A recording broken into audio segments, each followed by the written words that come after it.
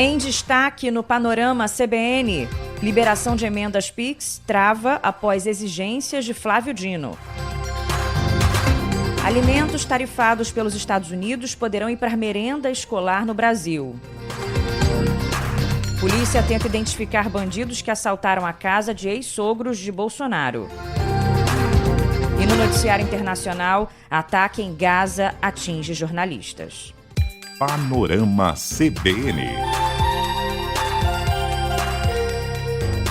Oi, tudo bem? Eu sou Bianca Santos e esse é o Panorama CBN da manhã de segunda-feira, 25 de agosto de 2025. Como é que foi de fim de semana? Tudo tranquilo? Espero que sim. E vamos juntos com as notícias mais importantes do dia. Em menos de meia hora, eu conto para você.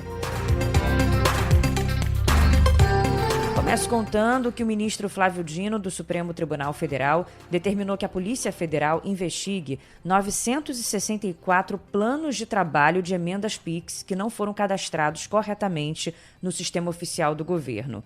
O valor total desses repasses soma quase 700 milhões de reais, segundo uma nota técnica do Tribunal de Contas da União. E o ministro deu um prazo de 10 dias para que o TCU identifique as emendas por estado e encaminhe as informações às superintendências da Polícia Federal em todo o país. O objetivo é que cada unidade da corporação instaure um inquérito policial sobre os recursos. Segundo o ministro, a ausência de registro fere regras de transparência que passaram a ser obrigatórias após a decisão do STF de 2022, que considerou inconstitucionais as emendas de relator usadas no orçamento secreto. Flávio Dino também determinou que a Advocacia Geral da União e os ministérios elaborem um cronograma de análise das prestações de contas das emendas entre 2020 e 2024. No despacho, o ministro ordenou ainda que o Banco do Brasil, a Caixa Econômica e o Banco do Nordeste criem contas específicas para cada emenda, proibindo transferências para contas de passagem ou saques em espécie. Fato é que, desde o ano passado, o ministro Flávio Dino vem fazendo exigências que travam a liberação das emendas PIX. Ele já mandou suspender os pagamentos e só liberou mediante condições, como a apresentação do plano de trabalho com detalhes de como o recurso é usado e a abertura dessa conta específica pelo município para receber o dinheiro. Parlamentares admitem que o atraso tem relação direta com essas exigências do Flávio Dino, mas acabam pressionando o governo, até impondo derrotas no Congresso ao Palácio do Planalto.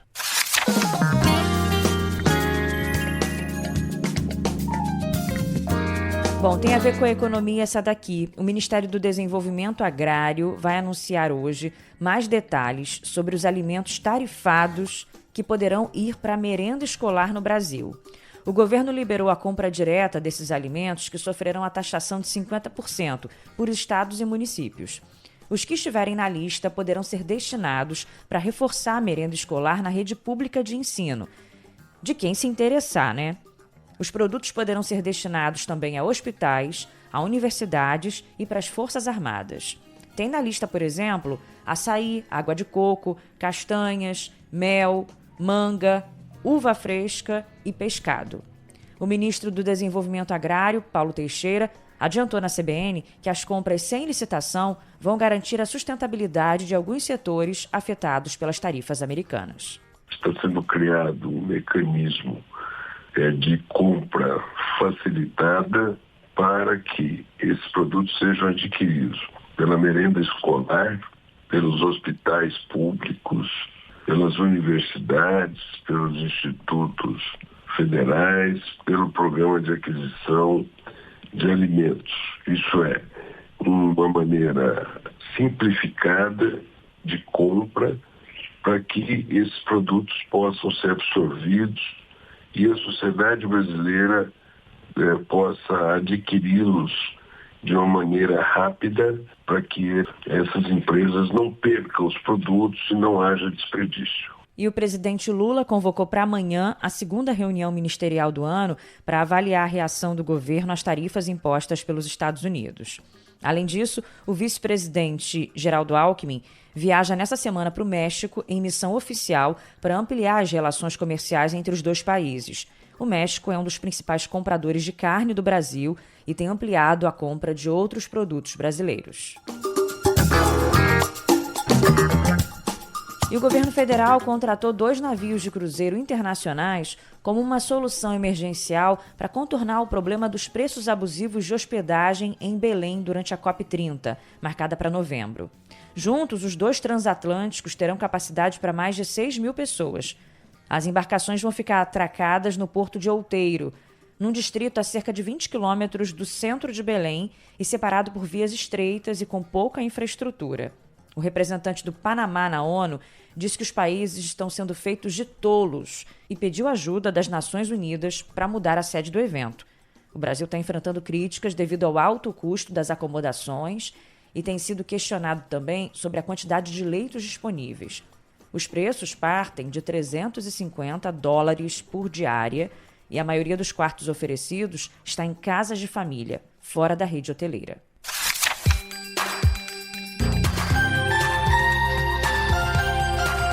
Página virada para você saber que a Polícia Civil do Rio de Janeiro tenta identificar os bandidos que assaltaram a casa da família Bolsonaro em Resende, no sul do estado.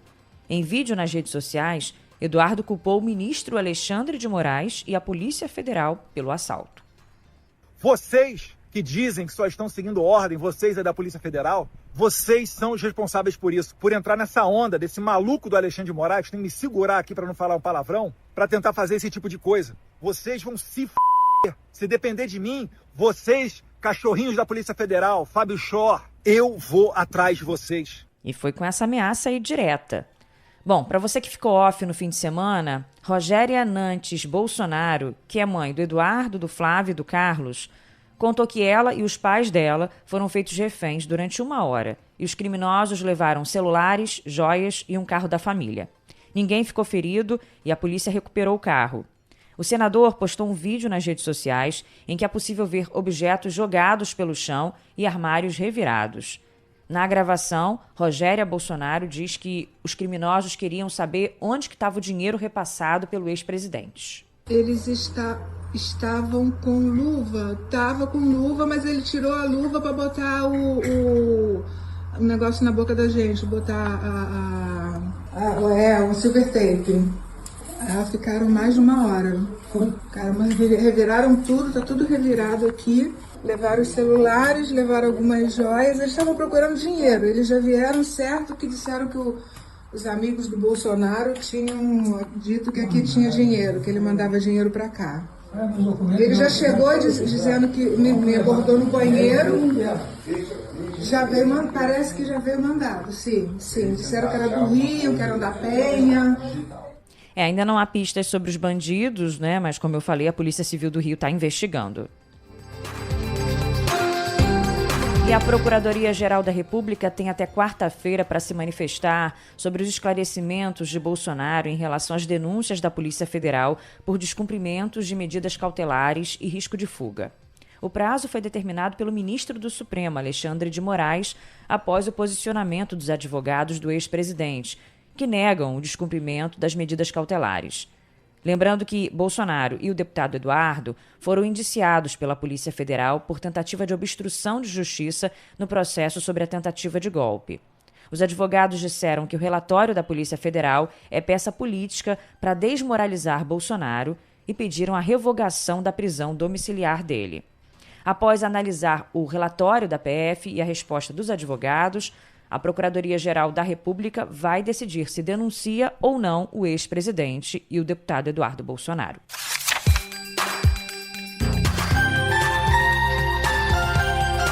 Olha só, a CPMI do INSS deve começar a votar amanhã os requerimentos de convocação de pessoas envolvidas nos descontos ilegais das aposentadorias. Já fica na agenda. Até agora, mais de 740 pedidos foram protocolados, incluindo ministros, ex-presidentes do INSS e dirigentes de associações. A senadora Damares Alves, do Republicanos, preparou mais de 90 requerimentos, entre eles para o presidente Lula e para os ex-presidentes Michel Temer e Dilma Rousseff. A oposição quer convocar também Frei Chico, irmão do presidente Lula, que tem ligação com o Sindicato Nacional dos Aposentados, Pensionistas e Idosos. Esse sindicato é citado no relatório da Controladoria-Geral da União sobre possíveis fraudes nos descontos, mas Frei Chico não é investigado. O líder da oposição no Congresso, senador Isalci Lucas, justificou o pedido de convocação. Não olhei questão de esquerda, de direita, não olhei prazo. Todos que estavam envolvidos, eu fiz. Eu não fiz como o governo. O governo, se você pegar hoje, a Polícia Federal não está investigando o Chico. E o sindicato dele foi o segundo com maior crescimento. Foi de 23 bilhões para 154 bilhões. Então, eu chamei todo mundo. Não perguntei qual era o partido, né? Então, o correto é aprovar todos, independente disso. Mesmo sem o comando da CPMI, a bancada governista vai tentar aprovar a convocação de Jair Bolsonaro, como destacou o senador Rogério Correia, do PT. Eu fiz um requerimento que é para ouvir o ex-presidente Jair Bolsonaro, mas ele é fundamentado. O próprio senador Isalci disse que entregou para o Bolsonaro, junto com os servidores, né, do INSS, os fiscais do INSS, vários documentos que já demonstravam na transição a fraude que existia. O senador Isalci falou isso 2 vezes em debate com Alencar Silveira. Amanhã devem ser votados pedidos de convocação de servidores da Controladoria Geral da União, da Polícia Federal e do INSS para auxiliar nas investigações.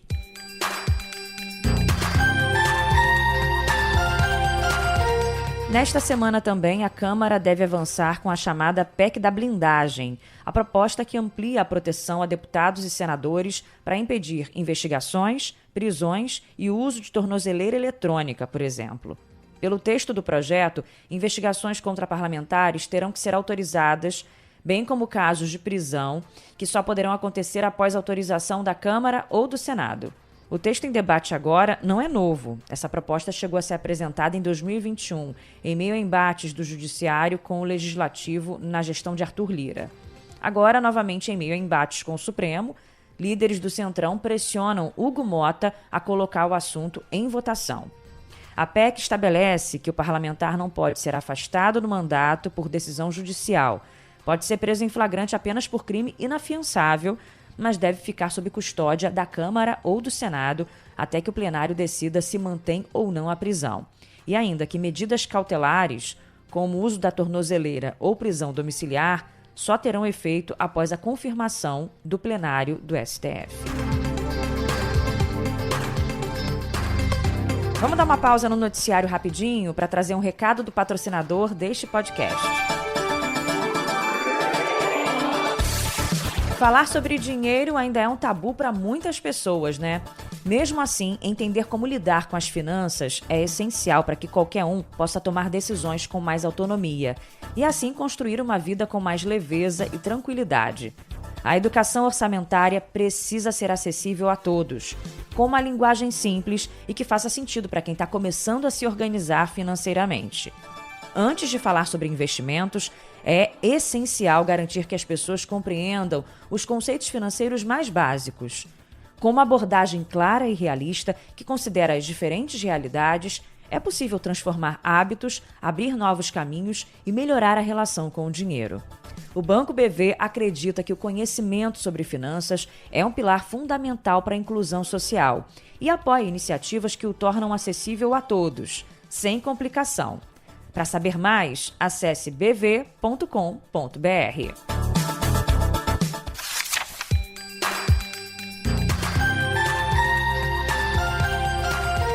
De volta ao noticiário, eu te conto que o cartunista Jaguar será velado hoje no Memorial do Carmo, na zona portuária do Rio de Janeiro.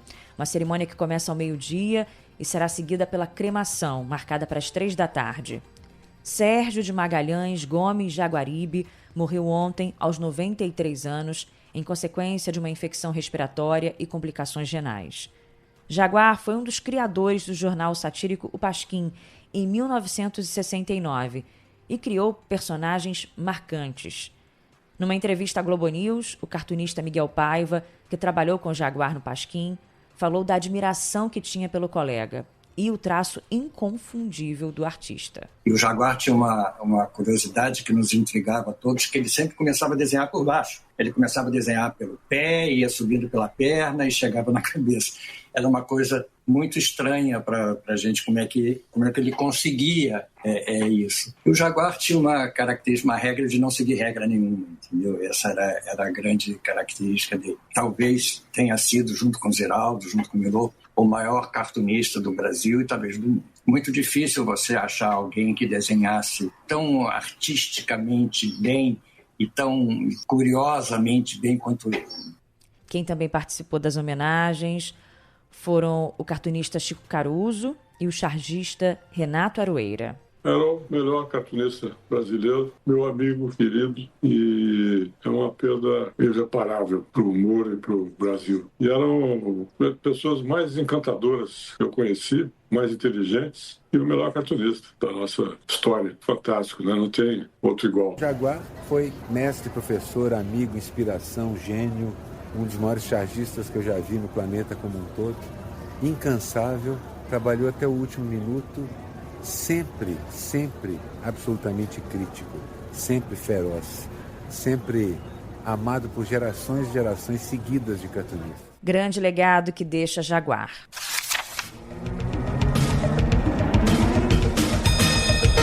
Agora os destaques do noticiário internacional. Um ataque de Israel em um hospital no sul de Gaza deixou 15 mortos, segundo o Ministério da Saúde, controlado pelo grupo terrorista Hamas. E segundo o grupo ainda, 3 dos mortos eram jornalistas e um trabalhava para a agência de notícias Reuters.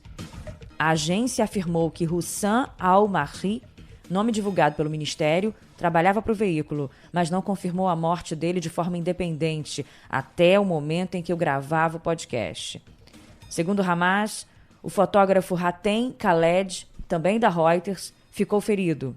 A agência confirmou o vínculo. Segundo a Associated Press, a ofensiva atingiu o 4º andar do hospital Nasser, o maior da região, com 2 mísseis. A Al Jazeera disse à agência France Press que um dos jornalistas também foi morto no ataque. No início de agosto, outros 5 profissionais da emissora morreram em um ataque de Israel. O país acusou os jornalistas de integrarem o Hamas, o que a Al Jazeera nega. O governo americano deve enviar novas tropas militares para a cidade de Chicago. A informação foi confirmada pelo jornal The Washington Post. A reportagem informou que Donald Trump planeja usar as tropas para combater o crime e a imigração ilegal no município em setembro. Chicago é um dos redutos políticos do Partido Democrata. O presidente Donald Trump voltou a fazer aparições públicas usando maquiagem na mão direita, um mês depois de a Casa Branca confirmar o aparecimento de hematomas na pele dele. A coloração já havia chamado a atenção em julho, bem como um inchaço nos pés e tornozelos. Em resposta, o governo anunciou que Trump havia sido diagnosticado com insuficiência venosa crônica. Um documento médico diz que o presidente americano não apresenta trombose, nem sinais de insuficiência cardíaca, comprometimento renal ou doenças sistêmicas. Mais de 300 mil pessoas precisaram sair de casa no Vietnã devido a um tufão que avança sobre o país hoje. As rajadas de vento podem chegar a cerca de 160 km por hora.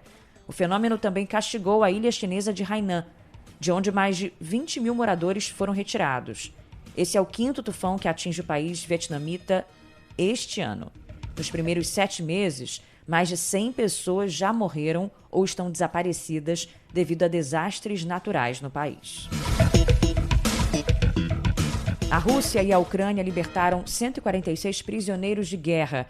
A troca entre os países foi mediada pelos Emirados Árabes Unidos. As tropas de Moscou resgatadas estão em Belarus, recebendo assistência médica e psicológica, e seguirão a Rússia de lá. 8 civis da região de Kursk também foram soltos pela Ucrânia. A guerra continua. A Ucrânia lançou neste domingo uma série de ataques com drones contra a Rússia, que provocaram um incêndio em uma usina nuclear. A ação coincidiu com as celebrações do Dia da Independência Ucraniana, no momento de frustração com o avanço das negociações de paz com o governo de Vladimir Putin.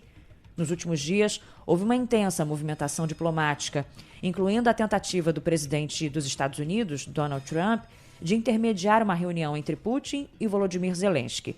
Mas, na sexta-feira, Moscou descartou qualquer encontro imediato. O conflito, que já dura 3 anos e meio e deixou dezenas de milhares de mortos, segue praticamente estagnado. Ainda assim, a Rússia tem obtido ganhos pontuais, como a conquista de 2 vilas na região de Donetsk.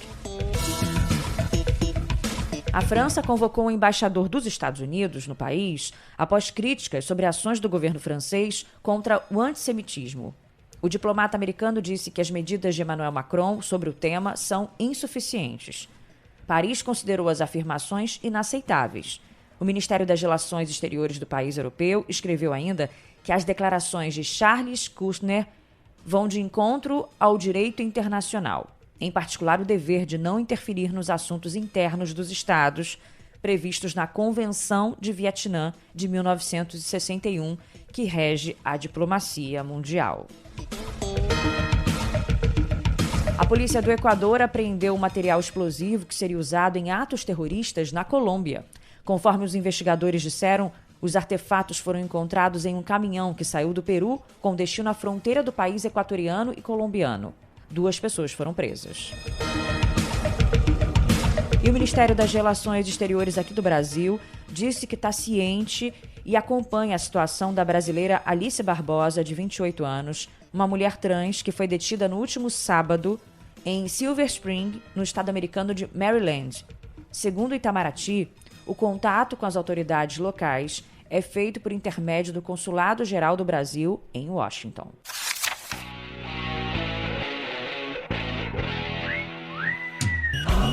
Agora o futebol. 2 jogos fecham hoje a 21ª rodada do Campeonato Brasileiro. Às 9h, o Flamengo enfrenta o Vitória e pode ampliar a vantagem na ponta da tabela. Um pouco mais cedo, às 7h, o Palmeiras joga contra o Lanterna Sport e pode reassumir a 2ª posição, ocupada no sábado pelo Cruzeiro, que venceu o Internacional por 2-1. O 4º colocado é o Bahia, que derrotou o Santos por 2-0. O Mirassol fez 1-0 no Fortaleza e subiu para a 5ª posição da tabela. O São Paulo ganhou do Atlético Mineiro por 2-0. Nos outros jogos de ontem, o Corinthians venceu o Vasco por 3-2 e o Botafogo derrotou o Juventude por 3-1. O técnico Carlo Ancelotti convoca hoje os 23 jogadores da seleção brasileira para os jogos contra Chile e Bolívia pelas últimas 2 rodadas das eliminatórias da Copa do Mundo de 2026. Já classificado para o Mundial, o Brasil recebe o Chile no dia 4 de setembro, às 9h30 no Maracanã. 5 dias depois, a seleção encerra a campanha na competição nos 4.100 metros de altitude de El Alto, diante da Bolívia. Com 25 pontos, os brasileiros ocupam a 3ª colocação na tabela de classificação, empatados com o vice-líder Equador. A Argentina, com 35, não pode mais ser alcançada. E a seleção brasileira fechou o Campeonato Mundial de Ginástica Rítmica com 2 medalhas de prata, um resultado histórico. Com os 2 pódios inéditos no conjunto geral e na prova mista, a equipe do Brasil obteve o melhor resultado em 41 edições de competição. Neste domingo, ao som do clássico Evidências, o quinteto formado por Duda Aracaque, Nicole Pírcio, Sofia Madeira, Mariana Gonçalves e Maria Paula Caminha só ficou atrás da Ucrânia. E no sábado, a equipe brasileira já havia emocionado o país ao conquistar o primeiro pódio na prova de conjunto geral, que leva em conta as somas das notas da série das 5 fitas, das 2 bolas e 3 arcos, né? Então, parabéns para as meninas, fizeram mesmo história. E confessar que eu estou em tuas mãos, mas não posso imaginar o que vai ser de mim se eu te perder um dia. E claro que você tem a oportunidade de tocar Evidências, o nosso DJ Laerte Afonso faz isso, né? Vamos começar a semana cantando alto Evidências. Mas depois me entrego, faço tipo, falo coisas que eu não sou, mas depois eu nego. Valeu, hein? Obrigada pela companhia. Vou me despedindo junto com o nosso DJ Laerte Afonso, com o nosso editor Edmilson Fernandes. E lembrando que tem o Panorama CBN da noite com Leandro Gouveia. Um beijo grande, até amanhã. Preciso aceitar que não dá mais a separar as nossas vidas. E nessa loucura de dizer que não te quero, vou negando as aparências, disfarçando as evidências. Mas pra que viver fingindo se eu não posso enganar meu coração?